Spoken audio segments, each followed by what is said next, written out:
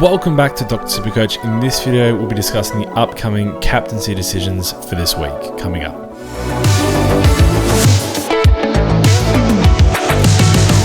Hey, what's up guys? It's JB from Dr. Supercoach, and if this is your first appointment, don't forget to subscribe to the channel so you don't miss any upcoming updates and captains videos specifically. Now, today's episode again is focused on the captains for the upcoming week. If you have missed out on the last couple of rounds, we've gone okay.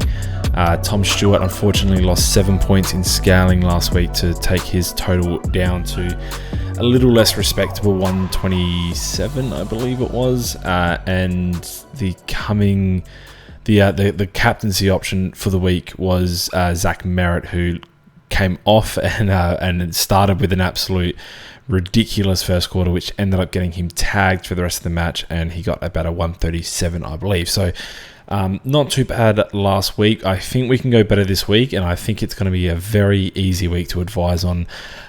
Simply, we start with this first game, Sydney Swans versus St Kilda. I actually want to click into this and look at the lineups.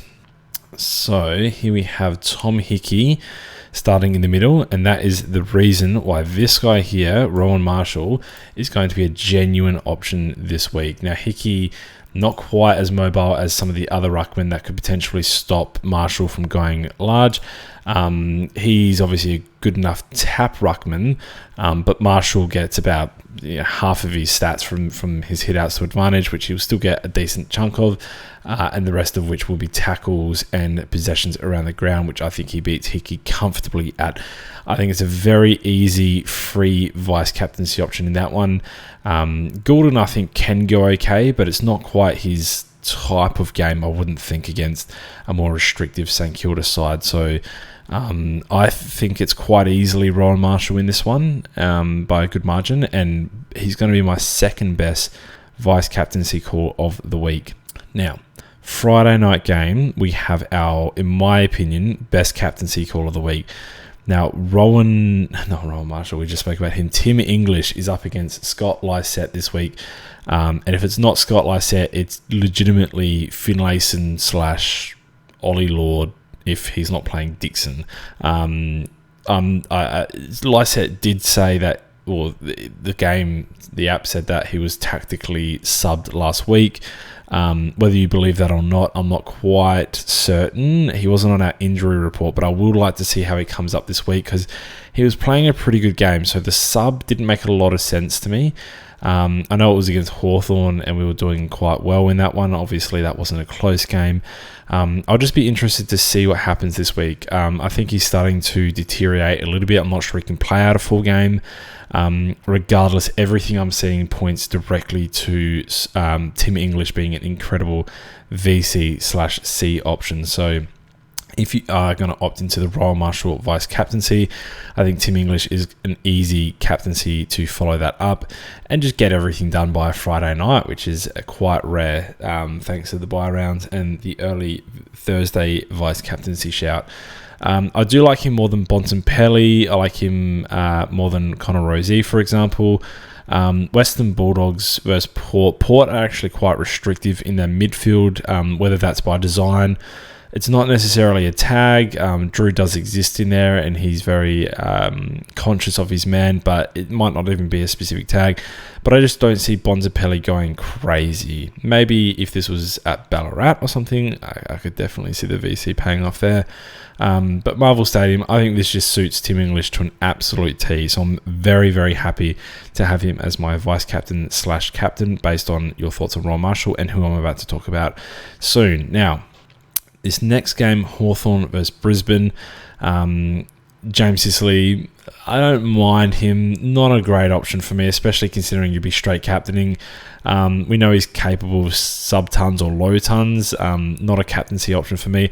Now, unfortunately for those who own Lachie Neale and Josh Dunkley, which is most of the competition by this point, I'm not sure this is their game to go huge. The MCG, I don't think suits Brisbane. Definitely doesn't suit Dunkley. Might suit Neale a bit better, but I think Hawthorn could put Nash to him.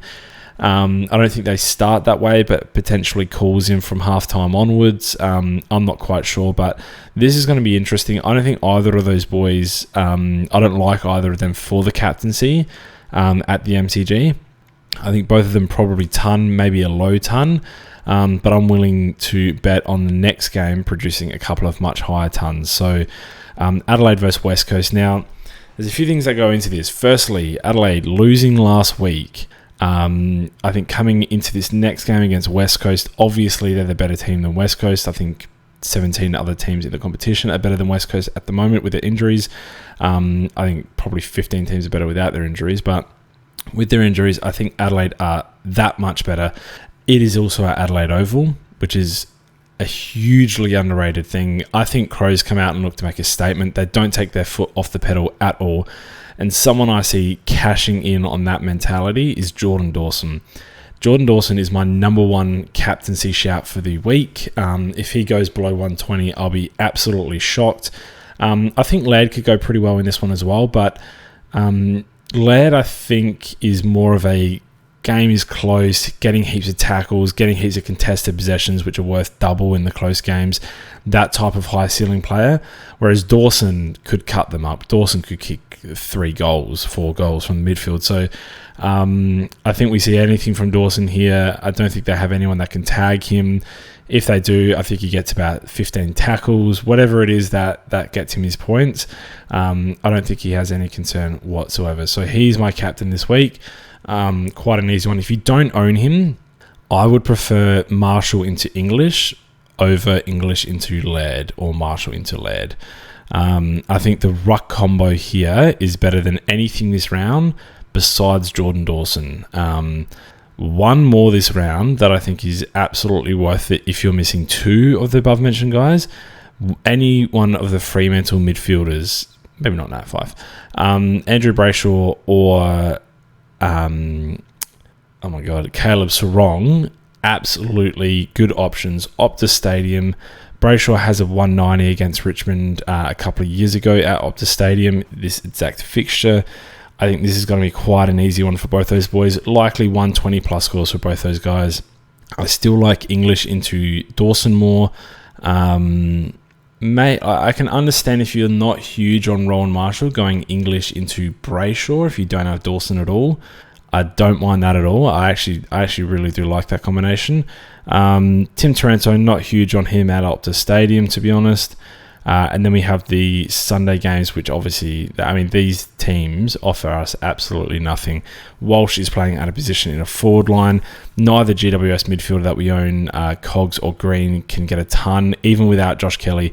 Even against, who were their last 2 oppositions? They played Geelong without a midfield. And then who did they play last week? Richmond, wasn't it?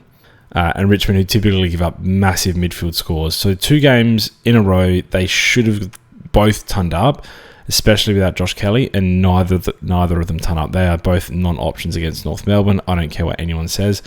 And then on the Essendon and North Melbourne side of things, no options there. Finally, the Melbourne versus Collingwood game. I wouldn't captain Clayton Oliver, given he's going to be underdone if he does play. And coming off of a hamstring against a restrictive Collingwood if he does play. Petrarca, if Oliver doesn't play, I don't hate, but it feels like a game that, it could blow out, it could be close, and then, you're relying on Petrarca to have a big last quarter. I'm not sure exactly how this one's going to go.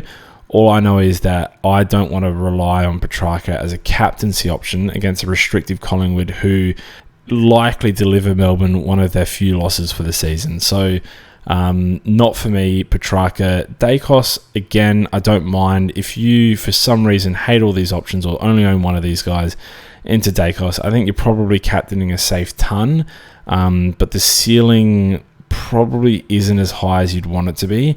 I think he's got 120, 130 in him on a good game against Melbourne, but some of the other boys mentioned above could go absolutely ridiculous. If I told you Jordan Dawson scores a 180 this week, I don't know how many people would be surprised, but I definitely wouldn't. So pretty much to summarise, this is actually going to be a bit of a quick one. I do like Rowan Marshall. He's number 3.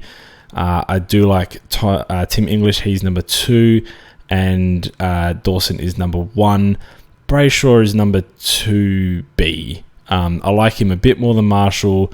I do like that you can go English into him because I think English scores more than Marshall, and there's something in that whole, VCing the bigger guy out of these two and then falling back on someone who you think is definitely going to ton up, which I think he is. I don't mind that either. So if your combination is any of Marshall into English, English into Dawson, or English into Brayshaw. If you don't own either ruckman for some reason, Dawson into Brayshaw, there's a lot of options. If I was VCing in this matchup, I don't mind a VC led into Brayshaw. Also wrong, I'm saying just Brayshaw, but also wrong.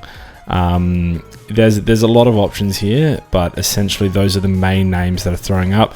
Just to lock myself into something, as I do every week, I'll be locking in English into Dawson myself. That's going to do it for me today. If you are riding the hot streak that I'm currently on, and you do appreciate it, or you do have some alternate options for me this week, please do comment down below. Really do appreciate all the people that take the time out of their day to comment. Like the video, subscribe, and you can support us with our other content at our Patreon or at our merch store. Thanks everyone for tuning in, and I'll catch you guys next week.